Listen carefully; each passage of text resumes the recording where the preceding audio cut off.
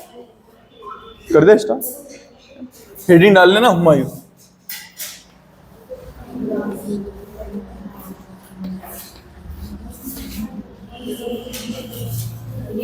हुमायूं का जो मूल नाम है वो क्या नाम है? नासिरुद्दीन मोहम्मद हुमायूं। तो जब आप लोगों से नाम पूछेगा तो क्या पूछेगा कि इसका मूल नाम क्या है, तो आप लोग क्या बताएंगे? नासिरुद्दीन मोहम्मद हुमायूं। देखो, हुमायूं को अपने को दो पार्टों में पढ़ना है। पहली बार में जो इसका शुरुआती कार्यकाल है, कार्यकाल मतलब टेन्योर, टेन्योर मतलब 10 साल नहीं होते, टेन्योर मतलब होता है इसका कार्यकाल। हुमायूं का जो कार्यकाल है वो दो भागों में बटा हुआ है। पहला भाग कौन सा है? तो बाबर की मौत के बाद 1530 से 1540 तक का, ठीक है, ये क्या है? इसका पहला कार्यकाल है। हमको इसका सेकंड कार्यकाल भी पढ़ना है, जब शेर शाह सूरी का जो वंश रहेगा, सूरवंश, उसको हराने के बाद में जब ये वापस अपना साम्राज्य स्थापित करेगा, तो हमको वो कौन सा कार्यकाल हो जाएगा? इसका सेकंड कार्यकाल हो जाएगा। तो वो कब से कब तक का है? 1555 से 1556 तक का, 56 तक। अपन ने जो लास्ट क्लास छोड़ी थी तो अपन लोगों ने क्या देखा था कि बाबर की मौत, अलग अलग लोगों ने अलग अलग चीजें बताई थी कि बाबर की मौत कैसे हुई है। तो हम वहीं से शुरू करते हैं कि बाबर की मौत के बाद क्या हुआ। बाबर की मृत्यु, बाबर की मृत्यु हुई। आप लोगों ने देखा होगा, आप लोगों को पता भी होगा कि अपने आप भी दादाजी पिताजी मरते हैं तो सबसे पहले क्या होता है? क्या होता है? अपने यहाँ पे, यहीं की बात कर रहा हूँ, बाहर की बात नहीं कर रहा हूँ। अपने यहाँ पे भी जो दादाजी मरे होंगे, है ना, उनके दादाजी मरे होंगे या किसी के पिताजी मरे होंगे, तो आप लोगों ने देखा होगा ना क्या होता है सबसे पहले? दाग। बिल्कुल सही बात। क्या होता है? दाग नहीं, बंटवारा। क्या होता है? बंटवारा होता है। भाई भाई आपस में जो साथ में बैठ के खा रहे होते हैं, उनके दिमाग में क्या आता है कि ये खेत तो मेरे पास आना चाहिए, नहीं मैं बड़ा हूँ, है ना, मोसर मैंने करवाया था तो आधा बीघा और जमीन आनी चाहिए। होता है ऐसा? 10 भैंसे हैं तो 4 भैंसे मेरी आनी चाहिए, बाकी तुम 2-2 बांट लो क्योंकि मैं बड़ा भाई। होता है ना ऐसा? बड़ों के मरने के बाद में फिर दुख मरने का इतना नहीं रहता है जितना खुशी इस चीज की रहती कि चलो अपने पास ही आ गया सामान।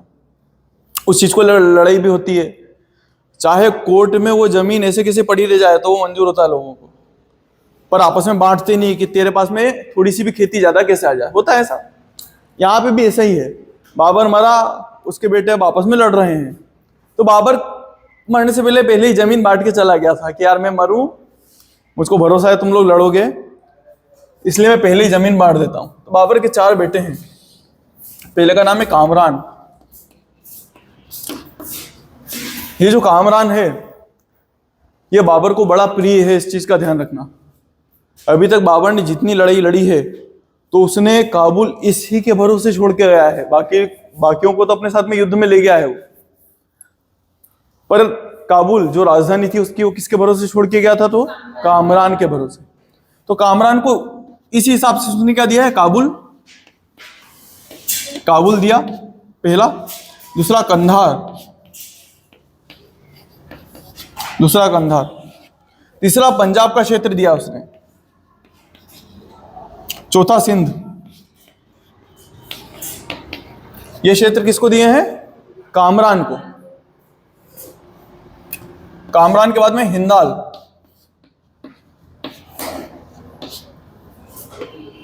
इसको अलवर का क्षेत्र दिया है। कौन सा क्षेत्र दिया है? अलवर।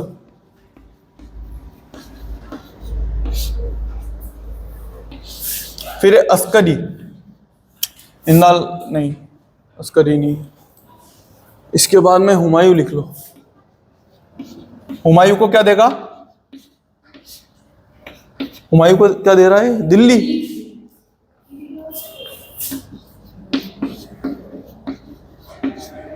और एक है अस्करी, इसको ये देगा संभल। कहाँ की जागीर देगा? संभल की जागीर। अभी आप लोग संभल का विवाद सुनते भी होंगे, बड़ा न्यूज में आता रहता है। तो वही संभल की जागीर किसको दे रहा है? ये अस्करी को देके जा रहा है। इतनी बातें बेटा समझ में आई? इस चीज को लेके कोई डाउट है? बाबर मरा, उसने अलग अलग जगह अलग अलग लोगों को बांट दी। अब आगे क्या हो रहा है? ये तो उसने जगह बांट दी। अब आपको समस्याएं देखनी है कि हुमायूं जो दिल्ली का शासक बन गया है उसके सामने क्या क्या समस्याएं हैं। यहां लिख दूं समस्याएं।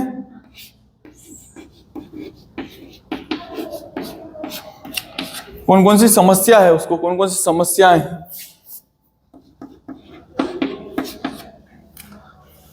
आप लोगों को कौन कौन सी समस्याएं नजर आ रही है यहाँ पे? पहली समस्या तो भाई बंधु ही है, इसके नजर आ रहा है। भाई बंधु की नजर है कि अपन कैसे जमीन हड़पे अपने दूसरे भाई की। तो पहली समस्या में अपन क्या लिख देंगे? किसके सामने समस्या है? किसके सामने? हुमायूं के सामने समस्या है। अपन वो पढ़ रहे हैं ना। पहली समस्या तो भाई बंधु है। भाई बंधुओं की समस्या है कि भाई बंधु अपने से जमीनें ना छीन ले, जो अपना साम्राज्य उस पर कब्जा ना कर ले। दूसरी चीज, इसकी सेना अंतरराष्ट्रीय सेना है। सेना भी क्या है?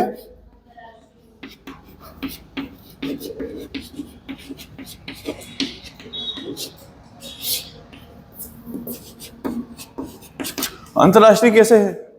तो मैंने आप लोगों को बताया था बाबर कहां से आया हुआ है। कहां से आया है? काबुल से आया है, अफगानिस्तान से। तो जो सेना लेके आया है वो भी कहां की सेना है? काबुल की, अफगानिस्तान की सेना है। अब अफगानिस्तान की सेना भारत में कैसे एडजस्ट करेगी? ना सेना एडजस्ट कर पा रही है, ना यहाँ के लोग उनके साथ में एडजस्ट कर पा रहे हैं। उनकी भाषा अलग है, उनका रीति रिवाज अलग है, उनके रहन सहन अलग है। जब वो यहाँ वाले से बातचीत करते हैं, यहाँ वालों को उनकी बातें ढंग से समझ में नहीं आती है, उनकी परंपराएं समझ में नहीं आती है। यहाँ के लोग उनकी बातें मानने को तैयार नहीं है कि तुम तो हो ही बाहरी। समझ पा रहे हो बेटा बात को? कोई बाहरी आता है तो अपन इतनी जल्दी बात मान लेते हैं क्या? घर में भी आप लोग अगर कोई सी दिक्कत हुई घर में तो आप लोग आपस में सुलह कर लेते हो ना, बजाय इसके कि पड़ोसी को बुलाओगे और पड़ोसी की राय मानोगे। बताते हो पड़ोसियों को हर चीज की, नहीं मेरे तो मम्मी पापा को भी झगड़ा हो रहा है, तुम आके सुलझाओ। इससे झगड़े बढ़ते हैं, राइट? तो यहाँ पे क्या हो रहा है? यहाँ पे भी यही है कि इसके पास अंतरराष्ट्रीय सेना है। तो यहाँ के भारतीय लोग, यहाँ की व्यवस्था, इन लोगों को समझाने में, समझने में क्या आ रही है? दिक्कत आ रही है। तीसरी चीज, असंगठित साम्राज्य है। क्या है?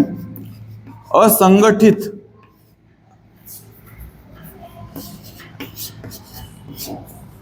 साम्राज्य।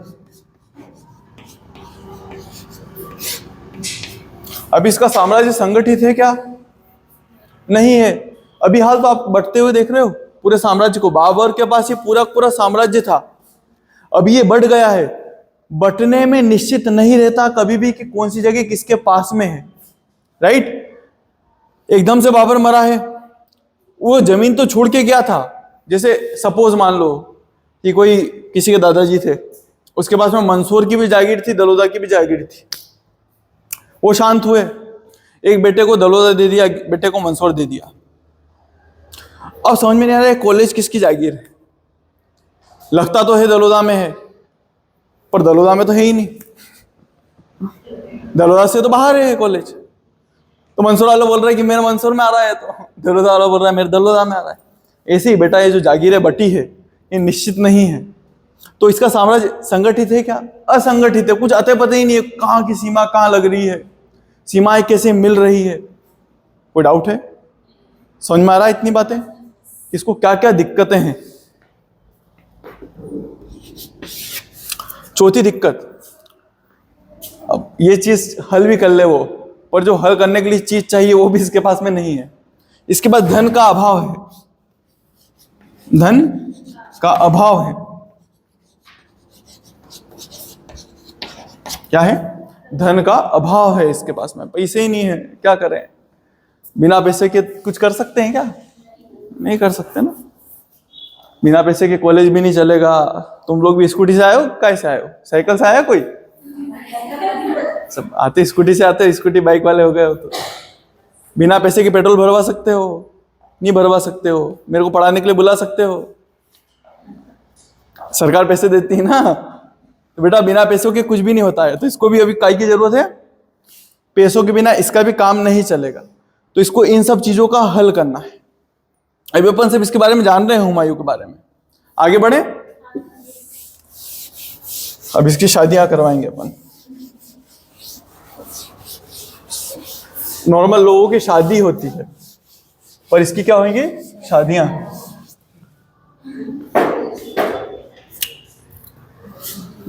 इसने शादियां किससे की है?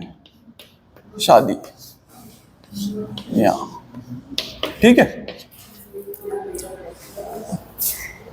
इसकी पहली पत्नी लिखना, पहली पत्नी का नाम है बेगा बेगम। क्या नाम है? बेगा।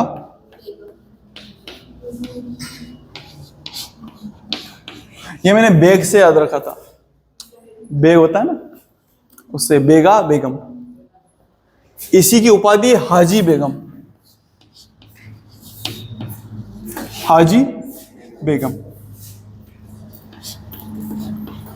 ये उपाधियां ना मतलब काम करने से बन जाती है। जैसे ये हो सकता है कि हज पर बहुत ज्यादा गई हो, बार बार हज पे गई होगी, तो उससे इसकी उपाधि क्या बन गई?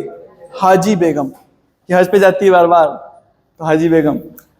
यही उपाधियां अगर अभी चलती होती तो कई महिलाओं की उपाधि होती, इंस्टाग्राम बेगम, ऐसे रील्स बेगम हो जाती है ना, ऐसी उपाधियां होती। पर ठीक है, पहले के लोग अभी के लोगों में अंतर है, चलन चलन की बात है। ये थोड़ी इंपॉर्टेंट हो जाती है हमारे लिए बेगम। ये इसलिए इंपॉर्टेंट है कि जो हुमायूं का मकबरा है वो यही बनवा रही है।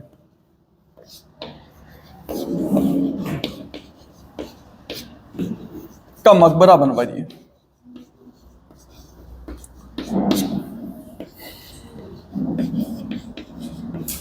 यहां तक समझ में आ रही है बात? कोई डाउट तो नहीं है बेटा? आ रहा है समझ में? ये क्या कर रही है? हुमायूं का मकबरा बनवा रही है, इसलिए अपने लिए ये आईएमपी हो जाती है। इसलिए इस बेगम को याद रखना। सेकंड बेगम है हमीदा बानो बेगम। हमीदा बानो बेगम।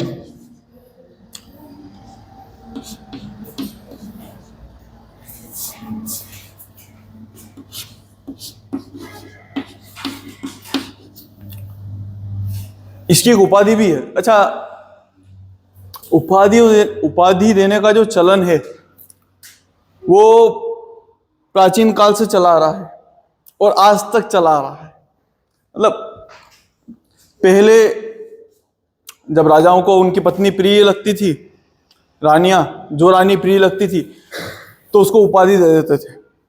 जैसे अलग अलग तरह की, मरियम उजमानी है ना, मरियम मकानी, और बहुत बहुत अच्छी अच्छी उपाधियां देते थे। जैसे जहांरा की उपाधि थी एक, और नूर जहां, नूर जहां भी एक उपाधि ही थी। मतलब तुम जहां का नूर हो, तुमसे अच्छा कोई नूर नहीं है। उपाधियां तो आज भी देते हैं। अब उपाधियां कॉमन है, बिल्कुल कॉमन। एक बेबी चलती है, एक बाबू चलता है, एक सोना, बस ये 3 उपाधियां निश्चित। कुछ अच्छा ढूंढो भाई। उपाधियां तो चलती आई है, प्राचीन काल से चल रही है, अभी तक चल रही। बुराई नहीं है उपाधियों में, बिल्कुल बुराई नहीं, चलना चाहिए। पर कुछ यूनिक लेके आओ ना। अब ये इसने कितनी अच्छी उपाधि दी है इसको। ये देगा इसको मरियम मकानी की उपाधि। क्या? मरियम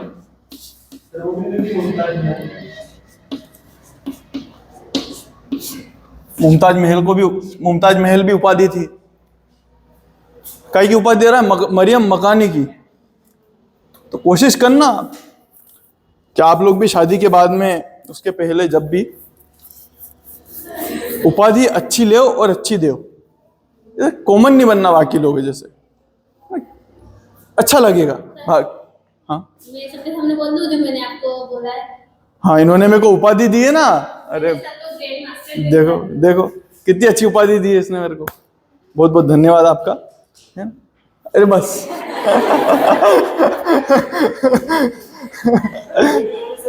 हाँ, आपने भी कुछ उपाधि दी है क्या? आपको?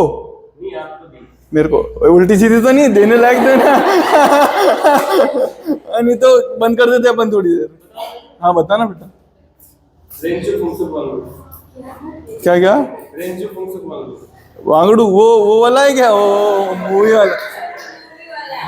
अरे वो तो बहुत सीधा रहता है। नहीं सॉरी, मैं भी सीधा ही हूँ। मेरे मुंह से निकल गया, मैं बहुत सीधा हूँ।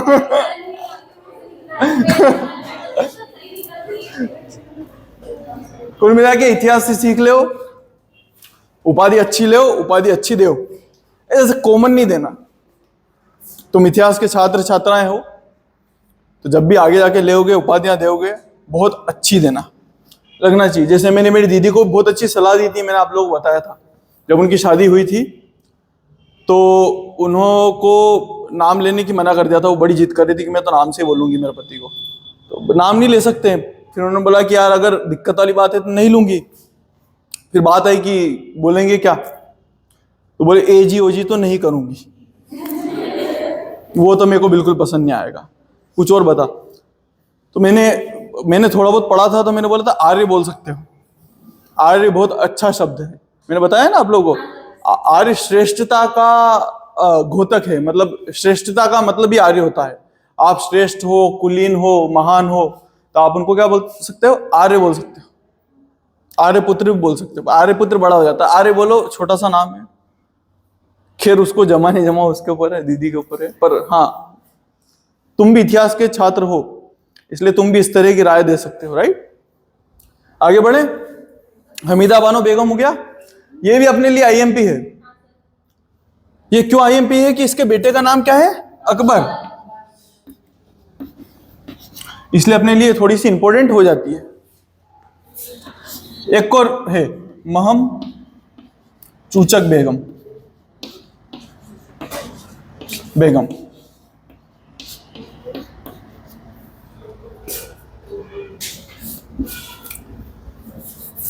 इसमें कुछ खास नहीं है, बस इसकी हत्या कर दी थी,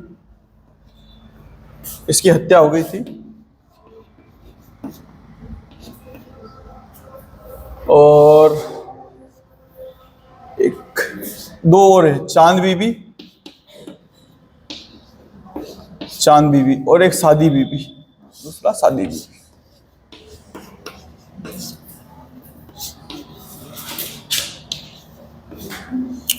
ये दोनों ही चौसा के युद्ध में मारी गई थी। कहां के युद्ध में, चौसा के युद्ध।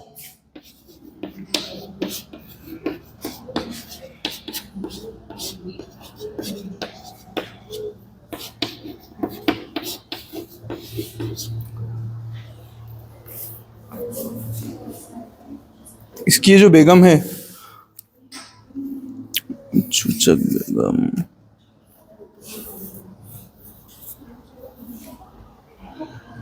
इसकी हत्या कामरान के बेटे पुत्र अबुल माली ने करी थी।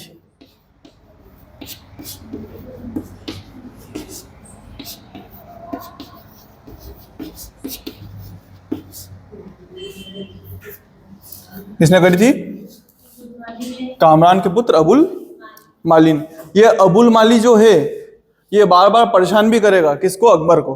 अपन जब अकबर पढ़ेंगे तो आप लोगों को पता चलेगा कि कामरान का पुत्र बार बार किसको परेशान कर रहा है, अकबर को। यहां तक कोई डाउट है बेटा, आप लोगों को कोई डाउट है, पीछे कोई डाउट है तो बेटा मुंह से बोलो नहीं है। ऐसे बोलना सिखाऊं, वो अलग क्लास लेंगे आप लोगों को, है ना। क ख सब बोलना सिखाऊंगा, है ना। मम्मी पापा, आवाज नहीं निकलती ना बेटा। अब उपाधियां पढ़ लो इसकी।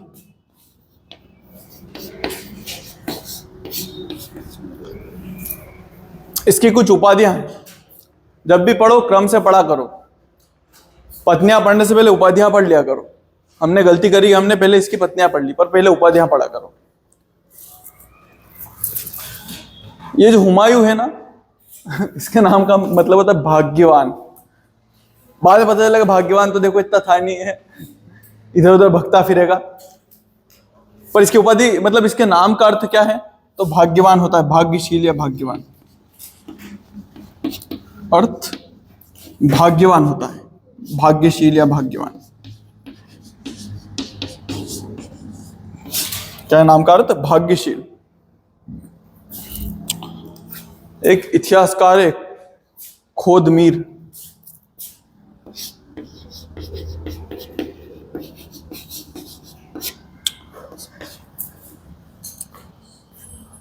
उसने इसको सिकंदर से रिलेटेड एक उपाधि दी है। खोदमीर ने सिकंदर ए आजम की उपाधि दी है इसको, सिकंदर ए आजम। इसके अलावा खुदा का साया बोला है इसको।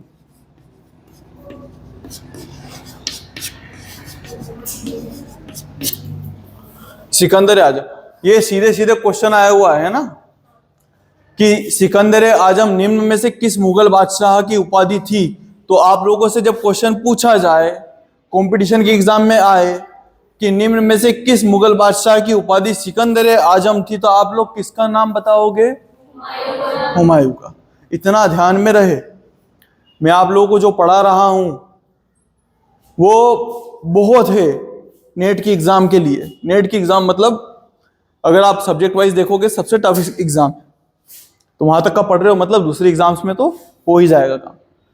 तो ये जो नॉर्मल चीजें पूछे कि हमीदा बानो बेगम किसकी पत्नी थी, तो आप लोगों को पता होना चाहिए किसकी पत्नी थी? हुमायूं का मकबरा कौन सी वाली पत्नी ने बनवाया था, है ना? और किसकी हत्या कामरान के पुत्र अबुल माली ने करी थी, है ना? और चांद बीबी और सादी बीबी कौन से युद्ध में मारे गए थे? तो चौसा के युद्ध। अपन ये पढ़ेंगे कि युद्ध क्यों हुए, कैसे हुए, है ना बेटा? एक ये उपाधि है खोदमीर। एक अबुल फजल जो अकबर के टाइम पे आएगा, उसने भी इसको एक उपाधि दी है, अबुल फजल।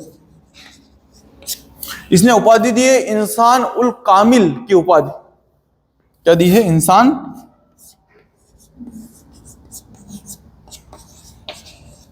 कामिल। ये जो उपाधि दी है वो असलियत में उपाधि तो हो सकती है, पर रियलिटी में ऐसा कोई हो नहीं सकता। इसका मीनिंग होता है परफेक्ट पर्सन। कोई परफेक्ट हो सकता है क्या?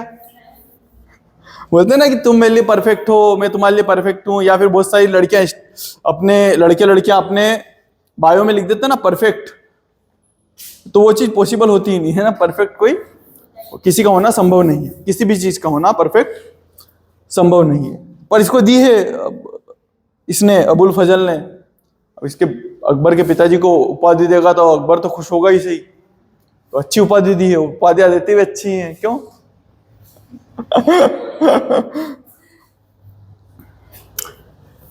एक स्टैनले लेन पुल है, क्या नाम है?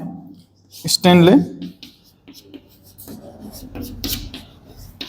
लेन पुल। उन्होंने इसको उपाधि तो नहीं दी है, पर इसके बारे में कहा जरूर है। इसके बारे में बोला कि जीवन भर गुड़कता रहा और गुड़कते गुड़कते ही मर गया।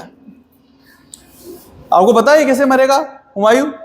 तो हुमायूं एक लाइब्रेरी से गिर जाएगा, लाइब्रेरी की सीढ़ियों से गिरेगा, तो सीढ़ियों से तो गुड़कते हुए गिरते हैं। इसलिए स्टैनले लेन पुल बोलेगा कि हुमायूं जीवन भर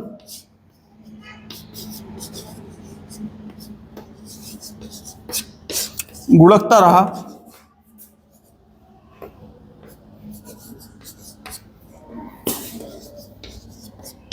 और ऐसे ही मारा गया।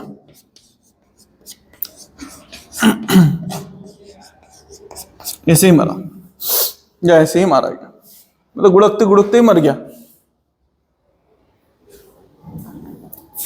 अच्छे अच्छे इतिहासकार ऐसी बहुत सारी बातें करेंगे, है ना? अपने को आगे इतिहास में देखने को मिलेगी। मतलब कितनी अच्छी बात बोली है इसने।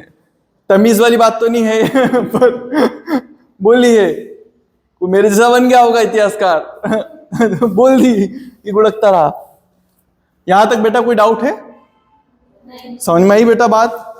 आगे बढ़े। अब अपन इसके अभियान देखते हैं, अभियान या युद्ध जो इसने लड़े हैं।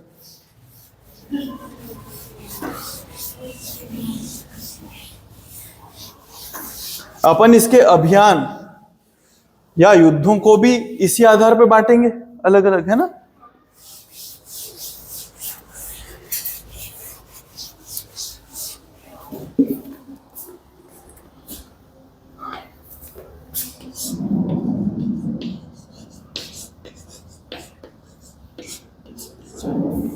अभियान, इसका जो पहला अभियान है वो जस्ट इसके शासक बनने के 1 वर्ष बाद का है। कहाँ का अभियान है? कालिंजर का अभियान है। पहला अभियान कालिंजर का।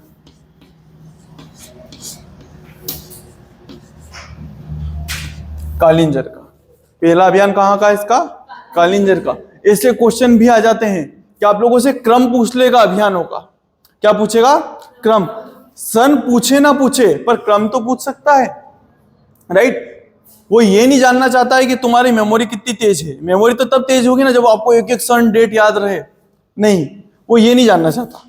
इतिहासकार बस ये जानना चाहता है कि तुमने इतिहास पढ़ा है भी है कि नहीं पढ़ा है, तुम हुमायूं को जानते हो कि नहीं जानते हो। क्योंकि अगर तुम हुमायूं को सच में जानते हो तो तुम लोगों को पता रहेगा कि हाँ, इसने पहले ये युद्ध लड़ा, फिर ये युद्ध लड़ा, फिर ये युद्ध लड़ा। बात आ रही है बेटा समझ में? हर्षिता धाकड़े बेटा नहीं। कालिंजर का अभियान पहले एक साइड तो कौन होगा? हुमायूं होगा ही सही, और दूसरी साइड है प्रताप रुद्रदेव। प्रताप रुद्रदेव।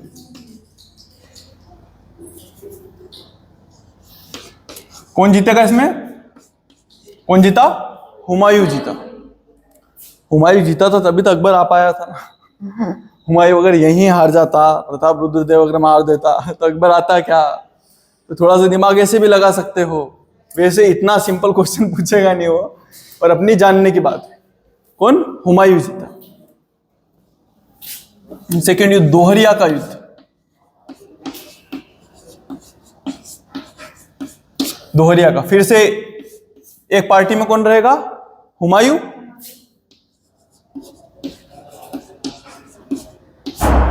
दूसरे में रहेगा महमूद लोदी। इसमें भी कौन जीता? हुमायूं।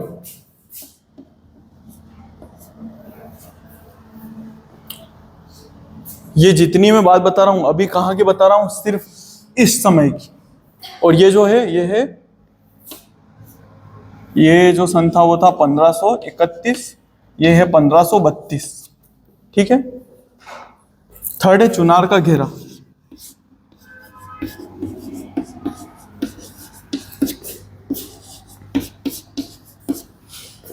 ये भी कब का है? 1532। अब देखो समझने की कोशिश करना। हुमायूं यहां पर है दिल्ली में, इस बीच में शेर शाह सूरी ने, चुनार में क्या है कि एक महिला थी। मैं आप लोगों को जब शेर शाह सूरी पढ़ाऊंगा तो इसकी पूरी पूरी कहानी बताऊंगा। वो महिला बहुत बुजुर्ग सी थी। तो शेर शाह, जब उस महिला का पति मरा तो शेर शाह ने उस बुजुर्ग महिला से शादी कर ली।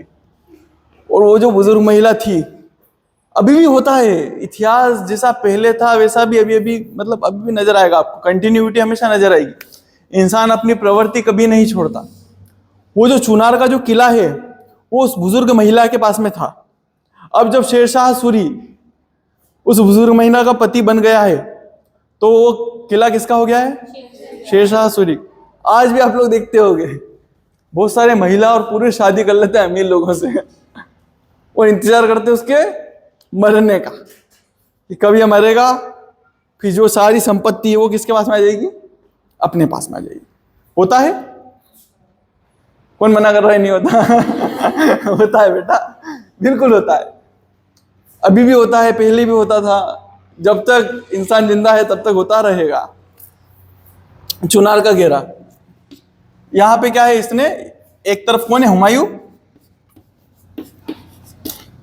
सेकेंड साइड कौन है? शेर शाह शाह सूरी।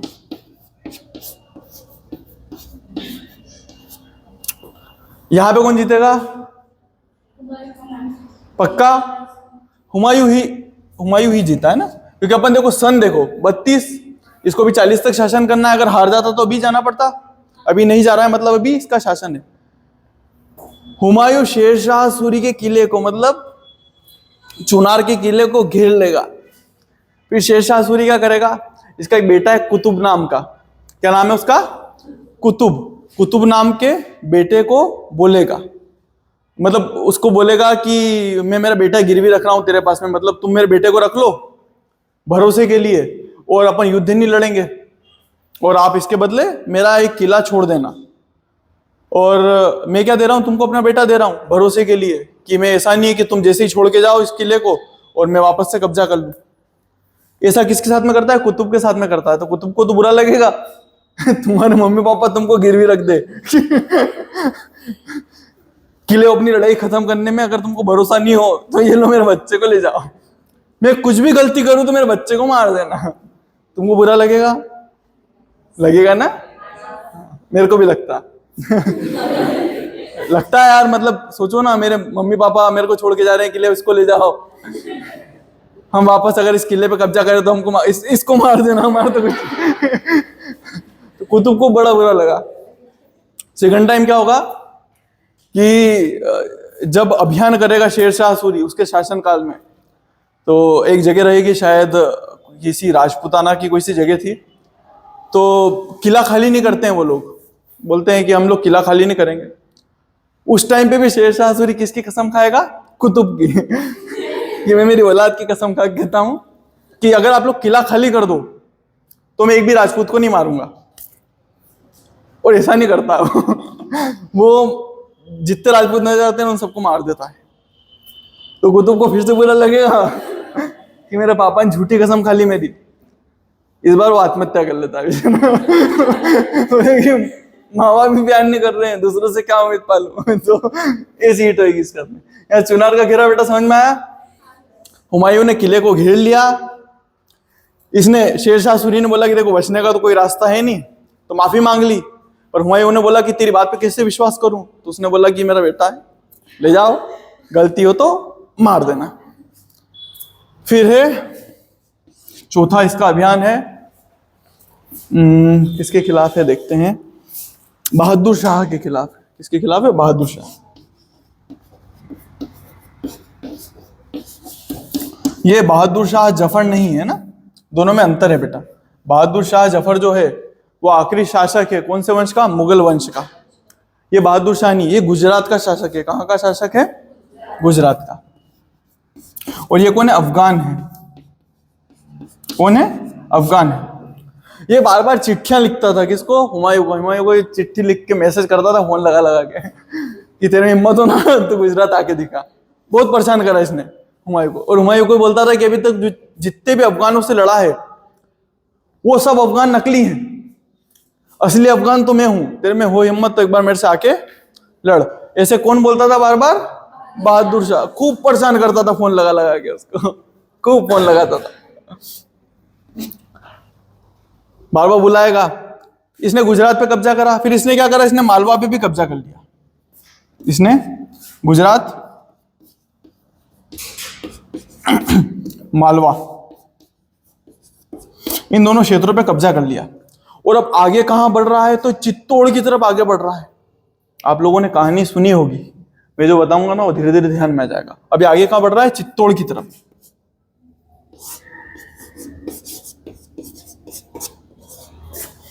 चित्तौड़गढ़ यहां आगे बढ़ रहा है। और यहां की शासिका का नाम क्या है, कर्णवती। नाम सुना है, कर्णवती। कर्णवती। और ये सन है 1535। क्या समय है, 1535 का समय। इस समय कर्णवती राखी भिजवाती है, किसको, हुमायूं को। अलग अलग, कर्णवती नाम सुना है ना बेटा, कर्णवती। और शायद हिंदी की बुक के अंदर कहानी है कर्णवती और हुमायूं की, कि वो राखी भिजवाती है वगैरह बातें। अब अलग अलग इतिहासकार अलग अलग चीजें मानते हैं। कुछ इतिहासकारों का तो ये कहना है कि कर्णवती जब राखी भिजवाती है हुमायूं को, तो हुमायूं युद्ध के लिए आने लगता है कर्णवती को बचाने के लिए, है ना, कि मैं बचाऊंगा, मेरी बहन बन गई है तो। पर टाइम पे पहुंच नहीं पाता है, और जो बहादुर शाह है वो कर्णवती को हरा देता है तब तक। पर दूसरी एक और जो आज के इतिहासकार है वो ऐसा नहीं मानते हैं। आज के इतिहासकार ये मानते हैं कि दो चीजें हैं। पहली चीज तो ये है कि हुमायूं खुद चाहता था कि बहादुर शाह कर्णवती को हरा दे। इससे क्या होगा कि कर्णवती को हराने से दोनों की शक्तियां कमजोर होगी। एक कर्णवती की भी शक्ति कमजोर हो रही है, दूसरा बहादुर शाह की भी शक्ति कमजोर हो रही है। अरे लड़ेंगे तो कुछ तो मारेंगे एक दूसरे के, तो दोनों कमजोर तो होंगे। जब कमजोर होंगे तो फायदा तीसरे को मिलना रहा कि नहीं रहा? तीसरे को ओबियस है कि तीसरे को फायदा मिलेगा। आज के इतिहासकार ये मानते हैं ज्यादातर। तो इसमें फायदा सबसे ज्यादा किसका होने वाला था? हुमायूं का। दूसरी चीज ये है कि हुमायूं ये भी नहीं चाहता था कि किसी हिंदू के पीछे वो किसी मुस्लिम शासक से लड़े, क्योंकि जीवन भर का दाग लग जाता कि काफिर को बचाने के लिए तुमने क्या करा, दूसरे मुसलमान से लड़ाई लड़ी। इसलिए ये भी कारण है कि हुमायूं इस लड़ाई में गया ही नहीं और कर्णवती को बाद में जोहर वगैरह करना पड़ा। लड़ी ये खूब वीरता से लड़े, पर बहादुर शाह किसको हरा देगा? कर्णवती को। फिर इसका पीछा करते करते हुमायूं कहां जाएगा? गुजरात। अब यहां युद्ध हो रहा है ना, एक साइड कौन है? हुमायूं, दूसरी साइड कौन है? बहादुर शाह।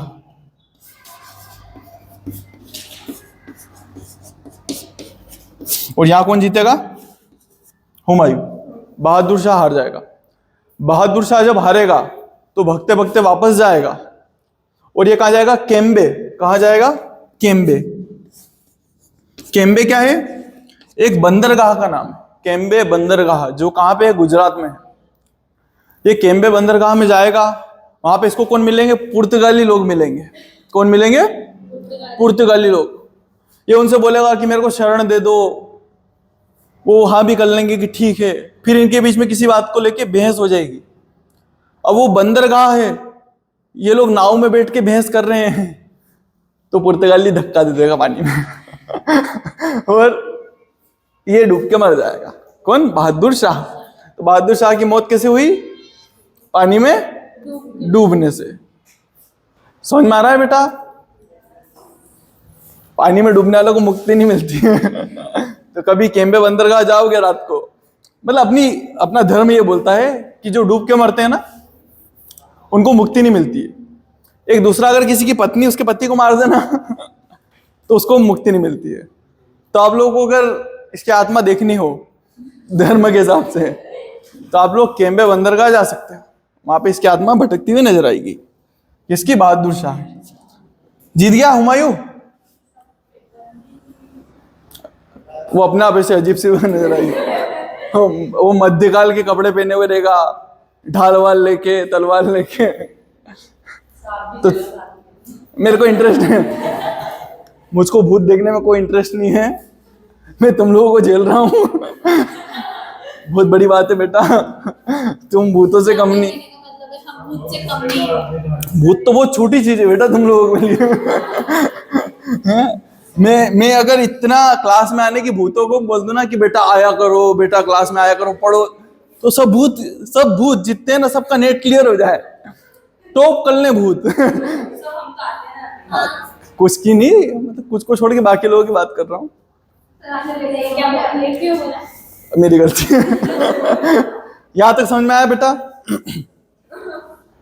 यहां से क्वेश्चन क्या बनेगा? पहला क्वेश्चन बनेगा कि हुमायूं ने गुजरात में जाकर किसको हराया था, या गुजरात का किस शासक से हुमायूं का युद्ध हुआ था? तो आप लोग क्या बताओगे? बहादुर शाह। दूसरा आएगा कि कर्णवती का युद्ध किससे हुआ था? तो आप लोग क्या बताओगे? बहादुर शाह। जब और टफ एग्जाम रहेगी तो वो सीधे सीधे क्वेश्चन पूछेगा कि पहला मुगल शासक कौन था जिसने गुजरात पर आधिपत्य जमाया था? आप लोग क्या बताओगे? हुमायूं। आप देख रहे हो ना, अभी तक गुजरात और मालवा किसके हाथ में थे? बहादुर शाह के। बहादुर शाह को हरा दिया हुमायूं ने, तो अब किसके पास में आ गए? तो जरूरी नहीं गुजराती पूछे, वो मालवा भी तो पूछ सकता है। वो पूछ सकता है ना कि मालवा किसके पास में आया, पहला मुगल शासक जिसने मालवा पर शासन करा। तो आप लोग किसको बताओगे? हुमायूं को। बेटा इतनी बात समझ में आ रही है? कोई डाउट है? आगे बढ़े।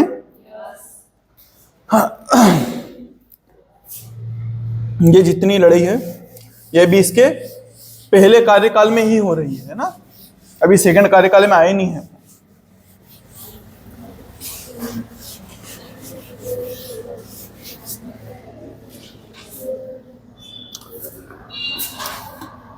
फिर लिखो सन, इसको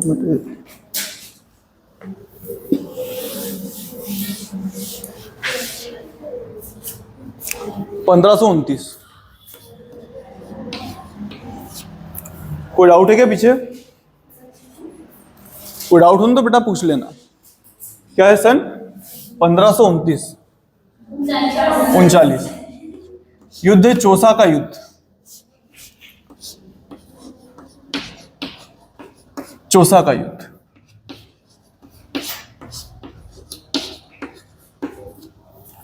ये युद्ध किसके बीच में हो रहा है? एक तरफ कौन है? हुमायूं,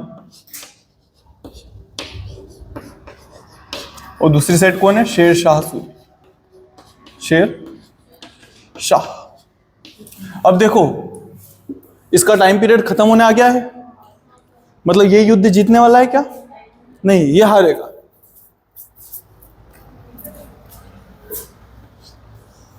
इस चौसा के युद्ध को बक्सर का युद्ध भी बोलते हैं। कोष्टक में लिख लेना है ना, बक्सर का युद्ध। बक्सर का युद्ध, चौसा या बक्सर का युद्ध। यहां पे कौन जीतेगा? शेर शाह सूरी। यहाँ पे कोई भिश्ती रहता है, वो इसको हुमायूं को बचाएगा भी सही, और जब वो बचाएगा तो हुमायूं उसके बदले में क्या करेगा? मतलब तुम लोग खुद सोचो, मैं राजा हूं, मानो है ना, हुमायूं मान लो, मैं युद्ध में हार गया हूं। अब तुम में से किसी ने मेरे को बचा लिया, मैंने तुम लोगों को बोला कि जो इच्छा हो वो मांग लो, जिसने मेरे को बचाया उसको। आप लोग मेरे से क्या मांगते हैं? हाँ, क्या सीसी में अच्छे नंबर मांगती है? क्या क्या बोल रही है? आईएमपी क्वेश्चन मांग लेती। और क्या मांगते? मैं राजा हूं, कुछ अच्छी चीज मांग बेटा। क्या मांगते? मेरी प्रॉपर्टी मांग लेती। मैं राजा हूं पर बेवकूफ नहीं है कि मैं सब दे दूं, तूने मेरी जान बचाई, मतलब मेरे को तो मैं भीख मांगता भी मतलब गरीब करना चाह रही है ना। फिर भी क्या मांगते यार? कुछ अच्छा मांगो कि मेरे को भी ऐसे देने में दिक्कत नहीं हो। प्रॉपर्टी, मेरी लुगाई, ये चीजें मत मांगो कि सर आपकी पत्नी आज से मेरी। हाँ, ऐसे ही नहीं चलेगा। ऐसे मेरे से मांग, अभी तो है ही नहीं कोई। बोलो। मेरी बुक्स मांग ली, पढ़ने छोड़ी, पैसे मांगना ताकि दे सकूं, और बुक्स खुद खरीद लेना। क्या इसको जो बचाएगा? निजाम नामक भिश्ती रहेगा। क्या नाम है? निजाम नामक भिश्ती ने बचाया था हुमायूं को।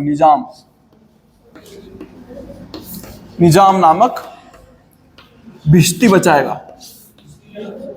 भिश्ती शायद जो नाव वाव चलाते होंगे ना, उनको बोलते होंगे, और सर्च कर लेना है ना। कौन बचाएगा? भिश्ती बचाएगा, निजाम नामक भिश्ती। इससे बोला हुमायूं ने कि तेरे को जो मांगना है मांग, तो इसने बोला कि मेरे को राजा बनना है। क्या बनना है? राजा बनना है। कि बिल्कुल आपके जैसे जब आप बैठते हो ना गद्दी पे, बहुत मजा आता है देख के। तो मेरे को भी, तुम लोग तो कभी नहीं मांगोगे सर हमको पढ़ाना है। तुम लोग मांगो। ये क्या मांगेगा कि मुझको राजा बनना है। फिर जब अपन आगे पढ़ेंगे शेरशाह सूरी को, तब मैं आप लोगों को बताऊंगा कि अलग अलग इतिहासकार अलग अलग चीजें बोलते हैं। कोई बोलते हैं कि इसको 3 घंटे तक राजा बनने दिया था, कोई बोलेंगे 3 दिन का राजा बनाया था इसको। हाँ, बस वैसी मूवी से ही गई है, जैसे एक दिन का सीएम वाली मूवी है ना वैसे। पर इसको कुछ करने नहीं दिया था, बस तू बैठ, अच्छा खा पी ले। नहीं तो राजा तो निर्णय ले कि आज से हुमायूं को हत्या कर दो, हुमायूं की पहले नहीं।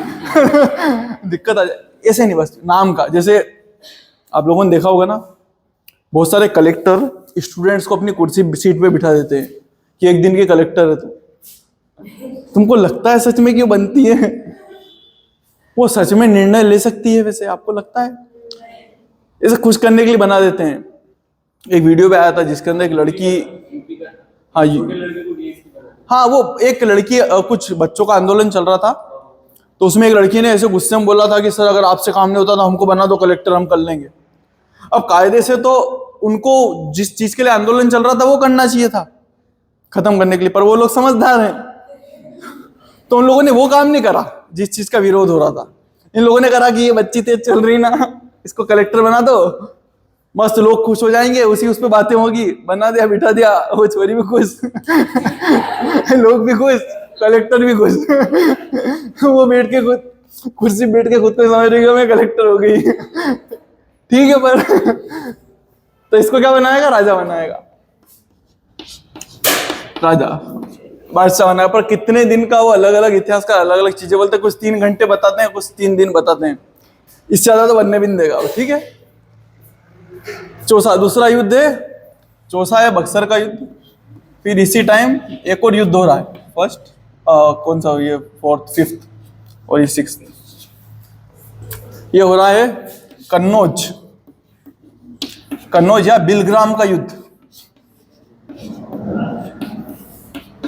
कन्नौज या बिलग्राम का युद्ध। देखो हो क्या रहा है कि जो हुमायूं है वो बिहार से भगते भगते आ रहा है दिल्ली की तरफ। एक बार तो हरा दिया इसने, और जब चौसा के युद्ध में शेरशाह हराएगा तो ये उपाधि, शेरशाह की उपाधि तभी लेगा वो। ये क्वेश्चन आता है, मोस्ट टाइम पे कर लेना, कि शेरशाह सूरी ने शेरशाह उपाधि कब ली थी, कहां ली थी? तो चौसा के युद्ध में हराने के बाद में ली थी। इतनी बात आ रही है समझ में? समझ गए ना बेटा कि उपाधियां ली है, ये शेरशाह इसका असली नाम नहीं है। मैं आपको जब शेरशाह सूरी को पढ़ाऊंगा तो इसका मूल नाम बताऊंगा, इसकी और उपाधियां भी बताऊंगा। हमीद जैसा कुछ नाम रहता है इसका, है ना, पर शेरशाह सूरी इसकी क्या है? उपाधि है बेटा। एक और युद्ध है कन्नौज या बिलग्राम का युद्ध। ये भी किसके बीच में हो रहा है? एक साइड कौन है? शेरशाह, सेकेंड साइड कौन है? हुमायूं। कौन जीता? कौन जीता? भरोसा तो रखो खुद पे। कौन जीता है? शेरशाह सूरी जीतेगा, तभी इसका कार्यकाल खत्म कर पाएंगे अपन। कौन जीता? शेरशाह। और यहां से फिर अब हुमायूं क्या करेगा? ईरान भग जाएगा। ईरान भागा, ईरान में भगेगा तो शिया भी बन जाएगा, धर्म परिवर्तन कर लेगा और क्या बन जाएगा? शिया, धर्म अपनाया। यहां तक क्लियर है? 40 एक बार देख लेना है ना, 39 है या 40 है। शिया मतलब इस्लाम के अंदर अलग अलग पंथ होते हैं, जैसे हिंदुओं के अंदर अलग अलग पंथ होते हैं। हाँ बोलो, बाद में बेटा, है ना, क्लास के बाद। जैसे हिंदुओं में अलग अलग पंथ होते हैं, कुछ शिव के उपासक होते हैं, कुछ विष्णु के उपासक होते हैं, राइट? वैसे ही मुस्लिमों में अलग अलग पंथ होते हैं, वो भी अलग अलग कारणों से बटे हुए हैं। मेन जो इनका कारण है वो इस चीज को लेके है कि खलीफा कौन से नंबर के होंगे? अली। जो शिया है वो मानते हैं कि जो अली हैं वो तीसरे नंबर क्या, दूसरे नंबर के खलीफा हैं, जबकि जो सुन्नी है वो मानते हैं कि अली जो है वो चौथे नंबर के खलीफा हैं। मतलब शिया बीच के 2 खलीफाओं को नहीं मानते। उस चीज को लेके इतनी लड़ाई है कि शियाओं की मस्जिद में सुन्नी नहीं जाते और सुन्नियों की मस्जिद में शिया नहीं जाते। आपने बोहरा लोगों को देखा है? बोहरा लोग देखा होगा ना, दुकानें भी काफी सारी है इनकी बोहरा लोगों की। वो बोहरा भी मुसलमान है और जो नॉर्मल मुसलमान है वो मुसलमान है, पर आप लोगों को थोड़ा अंतर नजर आता होगा दोनों में। वो ज्यादा बातचीत भी नहीं करते हैं, एक दूसरे की मस्जिद में जाते हैं, खाना वगैरह भी सबका अलग अलग, राइट? कोई डाउट है इस चीज में? समझ गए ना बेटा? शिया कैसे बन गया? ये पहले सुन्नी था, अब क्या बन गया है? शिया बन गया हारने के बाद। मतलब क्योंकि ईरान में शिया हैं, वहां शिया बन जाएगा तो वहां का राजा खुश होगा ना, उस राजा को खुश करने के लिए क्या बन गया है? शिया। मैंने आप लोग बताया था कि बाबर भी जब ईरान जाता है तो वो भी क्या बन जाता है? शिया बन जाता है। आगे बढ़े बेटा, इसका पहला टेन्योर खत्म हो रहा है, मतलब इसका पहला कार्यकाल खत्म हो रहा है। अब अपन इसका सेकंड कार्यकाल शुरू करते हैं। सेकंड कार्यकाल मतलब 1555 से 56, 1555 से 56। इसका पहला युद्ध लिखो, मच्छीवाड़ा का युद्ध।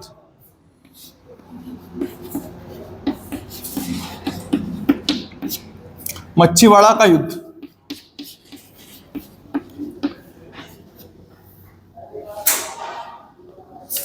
1555। मच्छीवाड़ा का युद्ध। एक साइड हुमायूं की तरफ से कौन लड़ने के लिए जा रहा है? तो बैरम खान। कौन जा रहा है?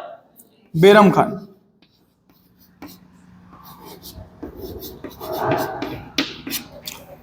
सेकंड साइड अफगानों की तरफ से कौन है? तो नसीब खान और तातार खान, और तातार खान, नसीब खान और तातार खान। बात आई समझ में? यहां पे कौन जीत रहा है? बेरम खान। बेरम खान मतलब कौन जीता? हुमायूं, क्योंकि उसकी तरफ से लड़ने के लिए गया है ना। बेरम खान नाम सुना होगा आप लोगों ने, बेरम खान। जब हुमायूं मर जाएगा तो अकबर का पालन पोषण सब संभालना करना कौन करेगा? बेरम खान करेगा। ये वही बेरम खान है बेटा। आगे बढ़े। सेकंड युद्ध होगा सर हिंद का युद्ध। कौन सा युद्ध? सर हिंद का युद्ध। सर हिंद का युद्ध। यहां पे भी एक और कौन है? बेरम खान।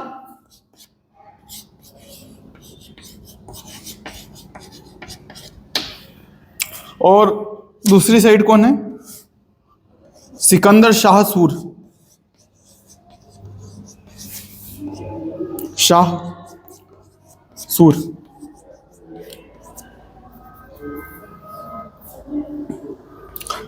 ये भी 1555।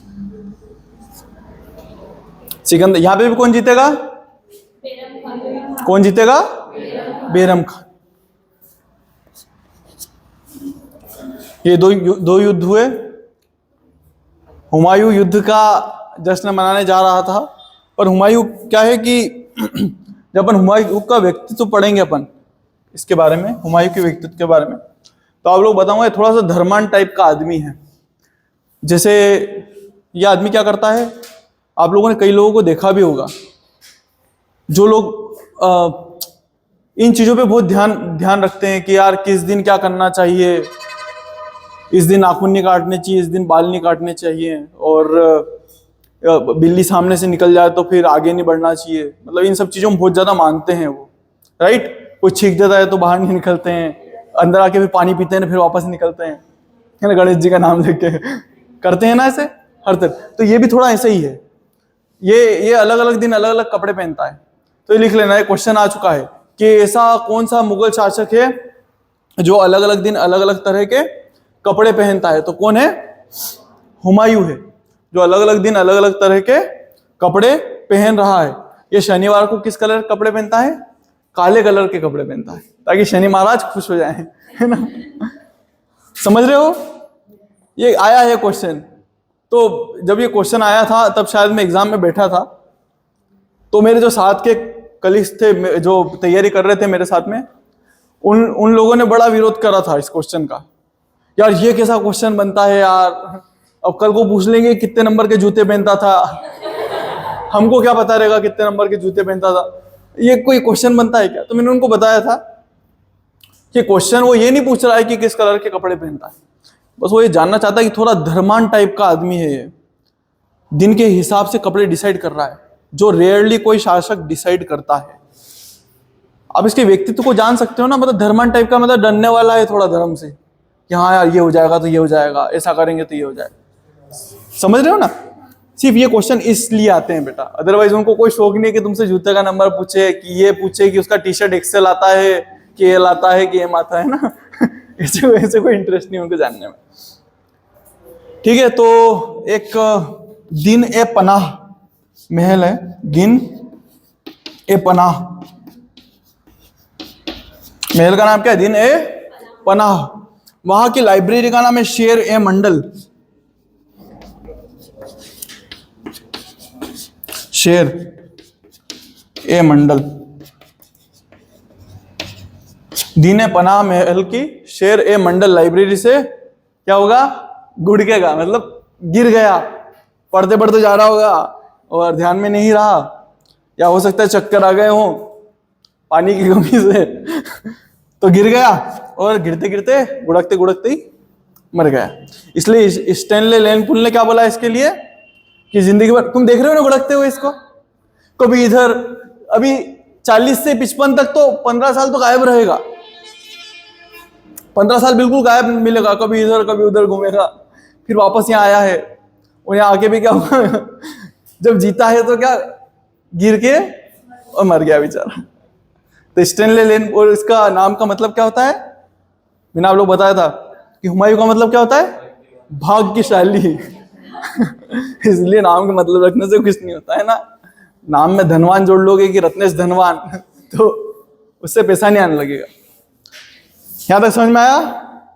कोई डाउट तो नहीं है बेटा? पक्का?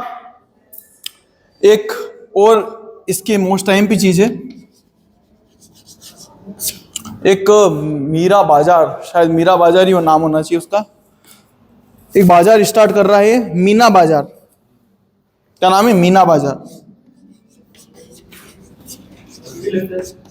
हाँ, बाजार शुरू किया।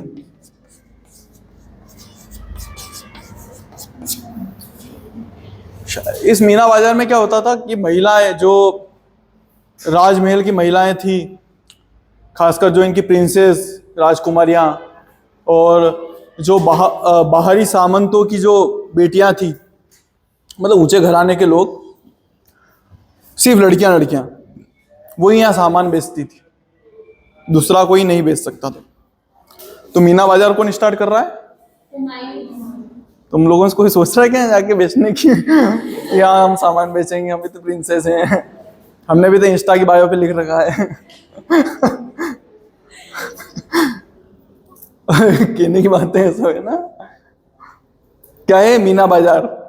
कौन स्टार्ट कर रहा है? हुमायूं। मीना बाजार कौन स्टार्ट कर रहा है? बोलो बेटा, टंग पे लेके आओ ताकि आप लोगों को याद रहे। हुमायूं ने कौन सा बाजार स्टार्ट करा? मीना बाजार। ठीक है।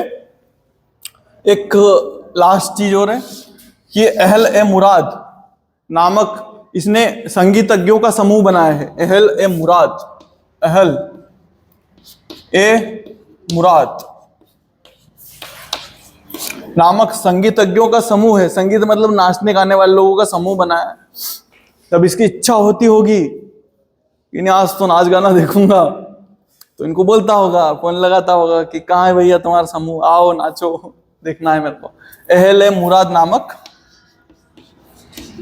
संगीतज्ञों का समूह बनाया, का समूह बनाया। ठीक है, यहां तक ही था बेटा हुमायूं। समझ में आया? कोई डाउट तो नहीं है?